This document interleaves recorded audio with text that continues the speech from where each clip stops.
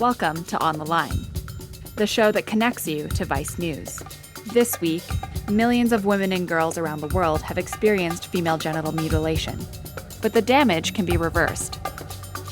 Vice News correspondent Claire Ward went inside the OR to see a little-known procedure and follow one woman's journey of healing. Now, live from Brooklyn, Claire is on the line.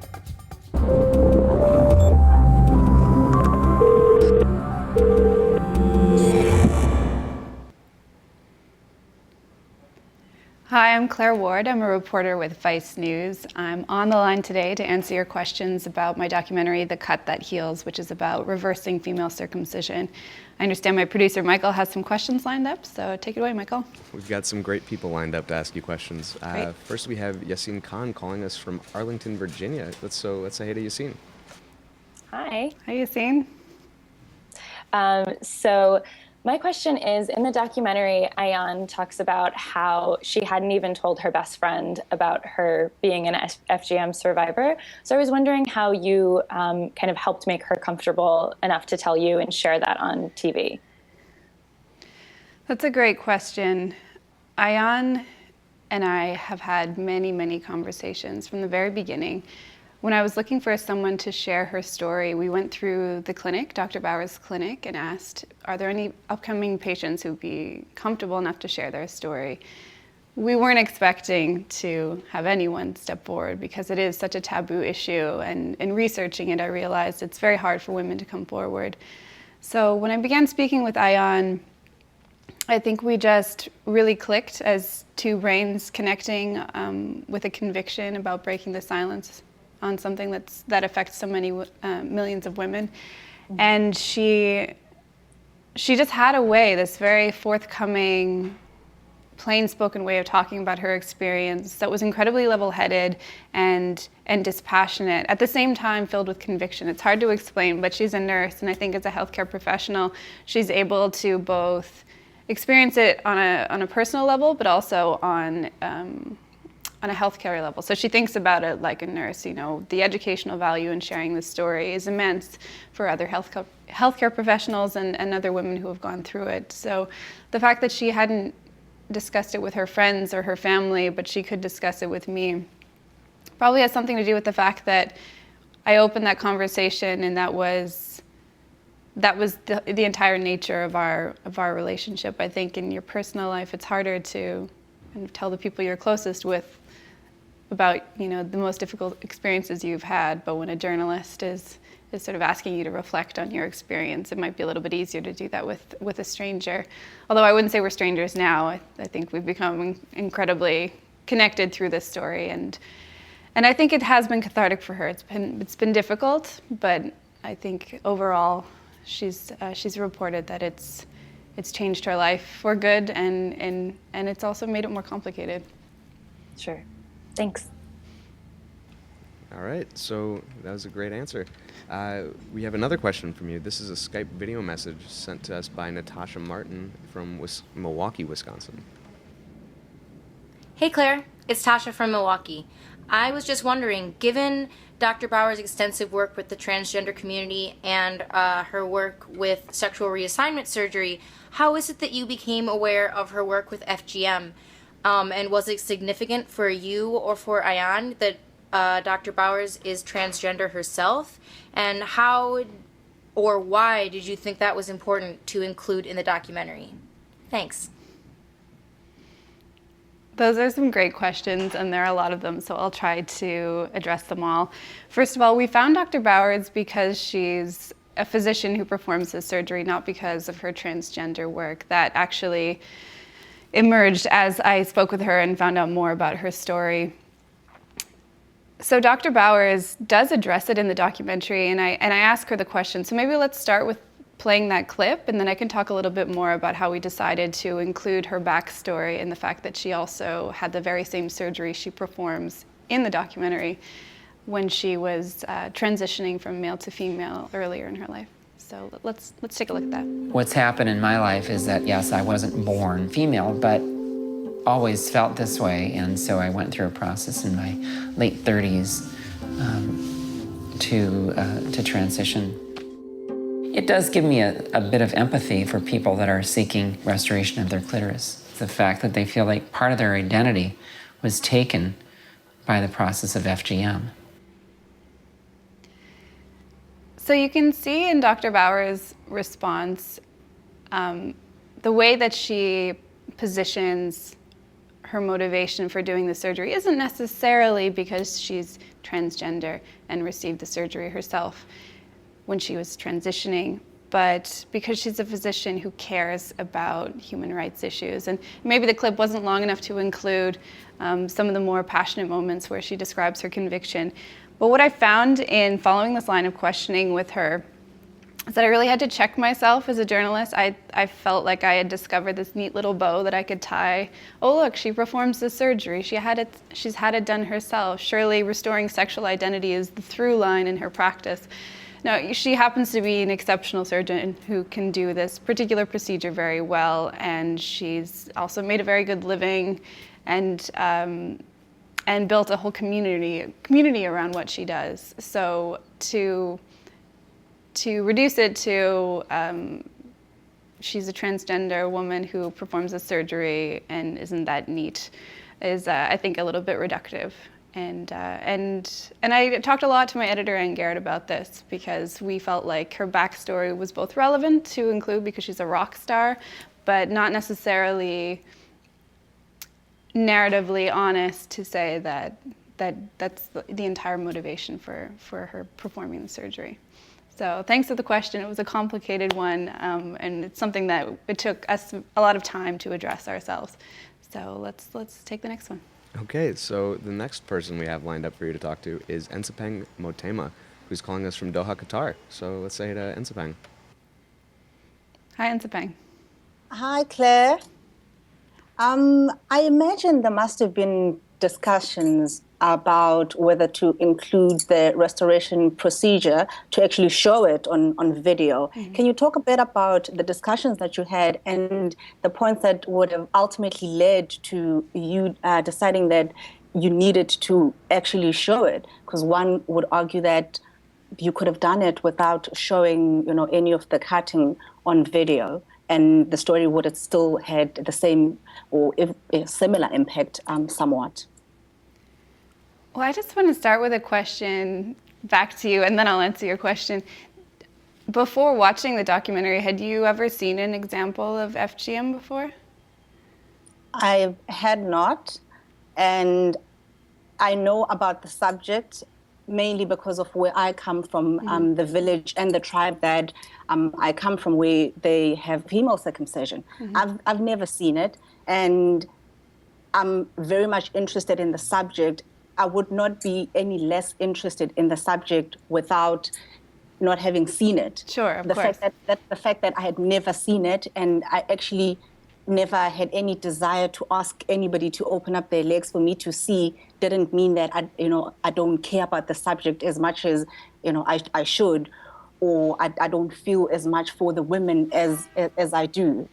Great, and you seem to be a sophisticated consumer of news and it seems that you're studying this issue in a comprehensive way. That the same can't be said for everyone, right? FGM is something we talk about in medical terms. We shroud it in this language, an acronym that allows us to distance ourselves from the trauma that millions of women experience. And I take issue with wrapping up complicated, emotional, traumatic stories in language that makes us all feel comfortable. I think that's kind of, we've been reporting on, the media has been reporting on FGM since the 90s.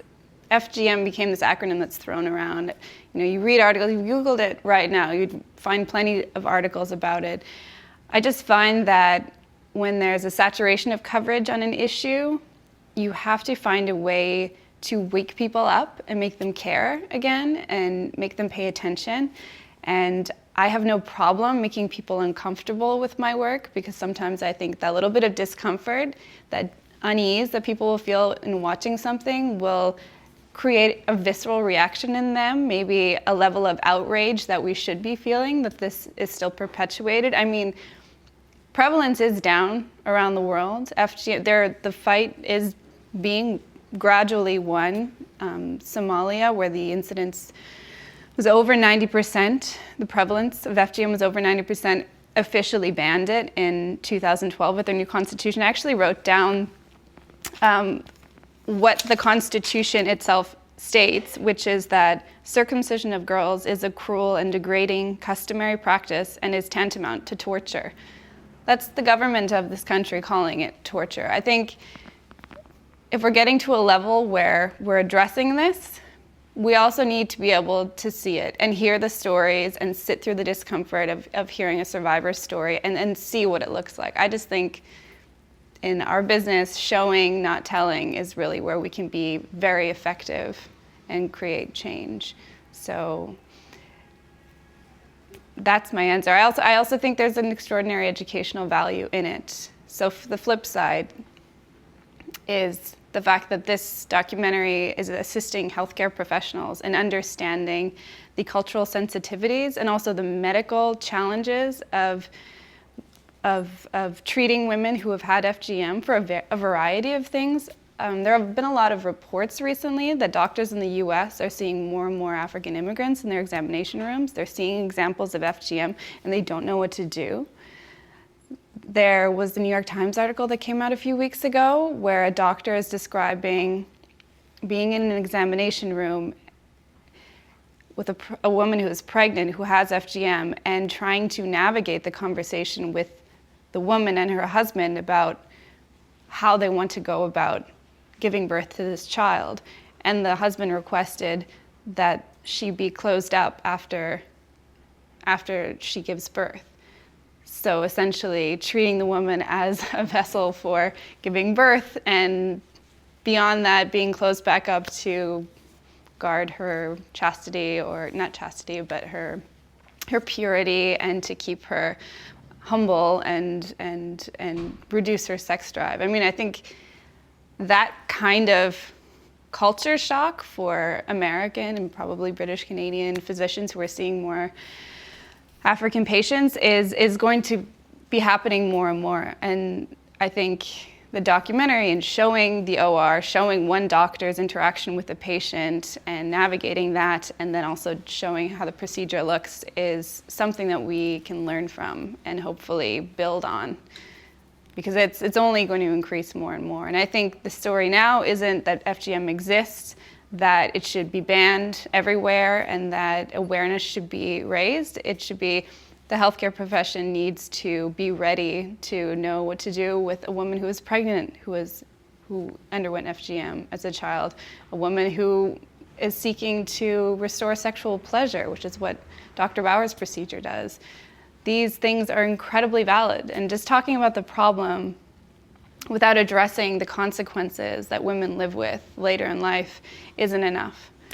So that's a long-winded answer to why I decided to show it, but I think deciding to show it leads to conversations like this, and I think that's important. So thanks so much for your question, and I hope it was constructive in your mind, given that you have more experience with it than I can admit that I have. Thanks for the response, and I wish you all the best with the documentary. I hope it's actually received in the spirit that it's intended, and the important message that it carries, and the great work that you're doing, and also that not only it's well received by a Western audience, but also an African audience, which is where the main problem really lies. So all the best, Claire. Thanks. All right, so thanks, Ensapeng. Claire, I have another Skype video message I want you to take a listen to. Andrew sent this to us, so take a listen. Okay. Hi, Vice. This is Andrew Westmoreland, and my question is, how do you exactly go about restoring the clitoris if it has been totally removed? Is that even possible? I had the very same question for Dr. Bowers, because as a woman who, at one point in my life, held up a mirror and tried to understand my genitalia. Women can relate to this, I'm sure. The clitoris, in my mind, is this small section of a rather complex organ. And Dr. Bauer's response was surprising. So let's take a look, and then I can address it a little bit more. The clitoris is not a tiny little spot. There's a huge amount of erectile tissue in the pelvis. Even with the worst cases of FGM, we 100% always find the clitoris. The clitoris is big, and it roars. And when you uncover the scar tissue and you reverse the mutilation, it's there in living color. It's wonderful, and it comes back. Yes, there's no question. So that's probably the best thing anyone's ever said to me in an interview. The clitoris is big and it roars. What she went on to say is that it's about a 6-inch organ, the length of maybe an average penis, and that this erectile tissue can be stimulated just the same that a clitoris that has been unharmed does. So in the case, to get kind of medical, in the case of an FGM survivor who has had her clitoris so damaged that it can't actually feel, the nerves have been so damaged that there's no sensation there anymore. More of the clitoris, so the rest of the iceberg, can actually be pulled out and stitched into place. So essentially you can just restore a clitoris with existing tissue that is just internal and that can be brought to the outside. So some of Dr. Bauer's patients have reported that they are now able to have orgasms and they are able to enjoy sex. And I think that's something that I certainly haven't seen a lot of reporting on, what a woman's sexual identity and libido and comfort in the bedroom is like when she has had FGM as a child and is grappling with that now as an adult. So I think this documentary opens that question and maybe the opportunity for women who have had it done as children to ask themselves a question and their communities, why shouldn't I enjoy sex? Why shouldn't I have a healthy sex life and be able to experience a full range of sensation just the same as anyone else? Dr. Bowers also talks about how, in her view, it's like FGM is like someone taking out your eyes or killing your ability to smell or touch. It's as strong and important a sense as the other ones, the other 5 that we walk around with. And yet we don't talk about it in that way. So yes, it is possible to restore the clitoris. And anecdotally, we have heard that it is a successful procedure that allows women to feel a full range of experience in their sex lives. So I hope that the documentary can encourage more women to take back their bodies and pursue a reversal procedure if that's something they think they want to do. So thanks for your question. All right, so we have another Skype caller I want you to say hey to. Let's talk to Chloe Angel, who's calling us from New York. Hi, Claire. Hi, Chloe. Hi. So you've talked a lot about women and girls, and pretty much everyone we see in the documentary is a woman or a girl. But it's clear that this procedure is done because it's tied to very rigid ideas about femininity, right? Women are supposed to be humble and chaste and not supposed to feel sexual pleasure. Their bodies are for one very specific use and for that use only. I'm wondering, though, anytime you have a rigid vision of femininity, you have a corresponding rigid vision of masculinity. So where do men come into all this? What is men's role in the ongoing practice of FGM?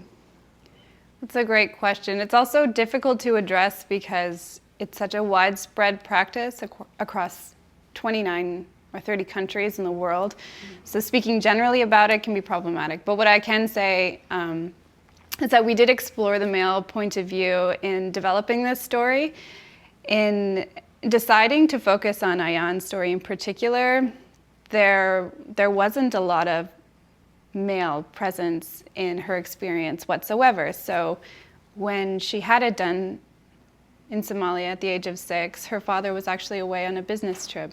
He had no idea that it happened. Her family never discussed it. She wasn't sure now at the age of 32 that he even knew that she had it done. The women who performed the procedure on her were elder women in the community. The mothers were the ones who brought the girls to the ceremony. The absence of men was actually surprising to me because I had imagined it as this patriarchal practice overseen and supervised and perpetuated by men in the community. And that may be the case somewhere, but it may be the case now that those expectations of women are just being carried out by women who no longer question that this is okay. You know, Ayan very tactfully criticizes the procedure by saying it's perpetuated through silence and ignorance, and the fact that women are reflecting on the fact that they're perpetuating something that was originally the result of a very patriarchal view of a woman's role in society. So I could have brought men into this story and gotten their perspectives, and I do intend to follow up because I think the dynamics between man and wife in cases where a woman has FGM are fascinating and a whole different can of worms that we should open and look at, because there are views across the spectrum. A lot of men we've spoken to are adamantly opposed to FGM, first and foremost for human rights reasons, but then for very personal reasons that, well, their girlfriends or their wives don't enjoy having sex, and so that damages their ability to connect and have a healthy kind of intimacy in their relationships, and it creates all sorts of problems. And then we find people on the opposite end of the spectrum who still carry on that view that women should be chaste and women should be discouraged from promiscuity and therefore have their genitals sewn up so that they don't pursue sexual impulses. It's all out there and it all needs to be examined. In this particular story, though, the presence of men was it was looming in the background in the history of the practice, but it wasn't actually in her experience. So I think that's interesting, and I think Ayan was very good at addressing the fact that it's something that is perpetuated by women now.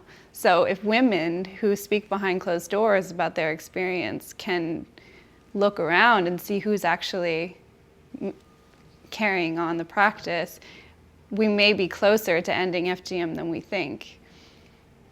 And there are a lot of great NGOs out there that are providing incentives to the elders who do the cutting ceremonies to find other ways to make money. Sometimes it's funny how things can just boil down to economics. They make a lot of money, the cutting elders. So if they're trained and have other skills and can provide other services for which they can be making a living, then they can be more easily discouraged from perpetuating the practice, right? And if the cutters go away, then, you know, I mean, there's a lot of these little domino effects that can happen very easily. But yeah, no, your question is incredibly important, and I do intend to follow up. And I hope that the documentary makes men who have experience with women with FGM or come from families, have sisters or moms who have had it, I hope it encourages them to examine how they feel about it and whether they think their silence about it, their lack of curiosity about it is contributing to this culture of silence. Thanks for your question. Did I answer it okay? Do you have any follow-up? Yeah. Well, I'm curious to see the follow-up. I think I agree with you that that is a good can of worms to open, and I hope you're the one to open it. I think you did a great job with the story. Thank you. All right. Well, thanks for coming on, Chloe. Speaking of can of worms, Claire, there's a tweet that I want to address. We've been seeing a lot of commentary like this on our social posts, so I think it's good that we bring it into the live discussion. We had a tweet that asks, why are FGM and male circumcision treated differently? I know you addressed this in the documentary, so would you care to explain a little bit? Sure. So when we aired this documentary on YouTube, the comments section was littered with responses about male circumcision. They weren't addressing female circumcision at all. It was a crowd of people who cared more about the male experience with a practice that has nothing to do with what the documentary is about. So what I can say is that they're not equal. They can't easily be compared. I think the problem of calling it female circumcision creates that line in people's minds, that through line or that parallel that allows these sort of simplistic questions to emerge. And I think Dr. Bowers addresses it better than I can. She, from a medical perspective, she says that they're very different. So let's take a listen to that, and I'll conclude my thoughts afterwards. If you compare it to male circumcision, you would have to amputate the head of the male penis and to make it a fair comparison. It is mutilation, but I think maybe the term genital cutting might even be more appropriate because the intentions are cultural and they are a bit of a celebration or a welcoming into womanhood. So again, the language that Dr. Bowers mentions, she offers up genital cutting as an alternative to calling it circumcision or female genital mutilation. That language informs how we talk about it and what context we're placing the conversation. I just don't think the discussion of male circumcision really belongs in a conversation about female genital mutilation or female genital cutting. I think it's a valid area to look into, and it certainly is something worth exploring, both from a medical and cultural perspective. But again, they just can't be discussed on the same platform. It's an inappropriate comparison. So I hope that answers the question and hopefully puts to bed all the concerns about why this documentary wasn't about men, because it's clearly a human rights issue, and you can only sort of place something in the context where it belongs and not oversimplify it for viewers who may not understand that they're really not comparable. So let's move on. Yeah, there you go. So let's move on, actually. I have a video message from Osman. This is the last thing of the day, Claire. And let's take a listen. He sent this to us on Skype. Great. Hey, Claire, how you doing? This is Osman here, coming to you from Washington, D.C. I really enjoyed the piece and enjoy your work in general. I'll get right to it. I'm also a Somali American, so I understand full and well the stigma that comes with undergoing FGM procedures and the community push to kind of get young women to do it. So I wonder if there's a retaliation against young women reversing it.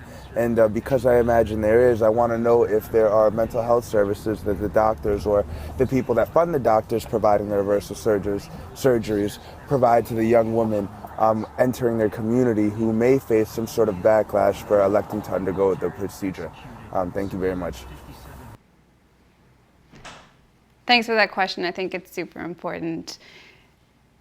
Dr. Bowers' clinic has only performed about 125 of these surgeries on women, these FGM reversal surgeries. There is a nonprofit that works with Dr. Bowers' clinic that does provide counseling and follow-up and maintains a relationship with the patients, but the fact is it's just very new. And as we've been reading in recent reports, physicians across the country are seeing examples of FGM in their examination rooms, and they don't know how to address them medically or culturally.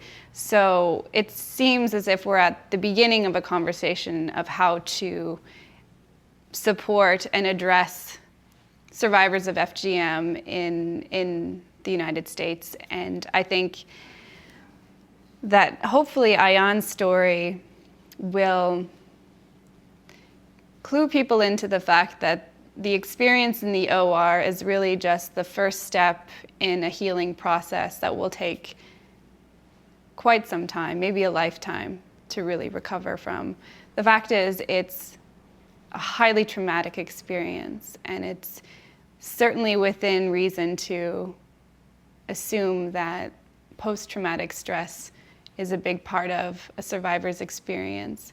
So the practical benefits of the surgery are one thing, but the benefits emotionally of moving on from some trauma that has been buried within you since you were a child are immense, but that's not a rapid process. That is something that happens with each conversation she has. I mean, Ayan and I have been in touch since the documentary was aired, and it hasn't been easy for her. And I don't know if she's watching, but I would say to her, thank you again for sharing your story. I know that it was incredibly difficult, and I know that there's no way you could have predicted the outcome of all this attention on your story, this very private story, this very private journey of moving on from trauma. And I want to thank her, thank you, Ayan, for doing that on behalf of so many women who have had this experience and are maybe still too afraid to come out, and we're still struggling with the taboo and how the community may respond if they suddenly share their stories and elect to take back their bodies in an act that is quite rebellious. So I'm glad that I'm reaching the Somali American community and hopefully many other communities, immigrant communities in the US and hopefully communities in Africa who are grappling with how to support women survivors of FGM, because the surgery is one thing, but the conversation is really where the constructive work in changing a cultural attitude and a cultural perception of a practice can be done. So I hope that, I know you're not live right now, but I hope that you do speak with your community members about it too. And if you encounter a woman in your life who has FGM, to not shy away about asking what her experience has been like and how she tackles very everyday things. I mean, Ayan has reported to me a significant reduction in her pain during menstruation, for example. Women know how painful menstruation is. Imagine if your body has been scarred and damaged in such a way that it can't expel or release the blood that comes with menstruation or urination. I mean, urination was incredibly uncomfortable for her too. So the benefits are immense, and they're not easy things to talk about. I grew up with 3 brothers. I deliberately left tampons around and all sorts of reminders that I'm a woman with a whole world of experience that they don't understand. And I like to think that it softened them a little bit to a woman's experience. And I think putting these stories out there into the world in front of male viewers and communities who are maybe not ready to talk about them can help us just look behind the curtain a little bit at an experience that is centuries old for women. It's nothing new. It's been going on for a very long time, and it's time that we all just shake off our discomfort in pointing out what's really barbaric and needs to be changed, and move on and allow women like Ayan to move on and not feel ashamed and uncomfortable, but to embrace her new reality. So thanks so much for all your questions. I think that's all we have time for. Am I right, Michael? Yep, that's it, Claire. I think that's a perfect point to wrap things up. So why don't you say thanks to everybody at home? Great. Thanks for all your questions. It's immensely important to talk back to us, reporters at Vice News. We're listening, we're paying attention. Your feedback makes us do our work better, and I hope we can keep this dialogue open.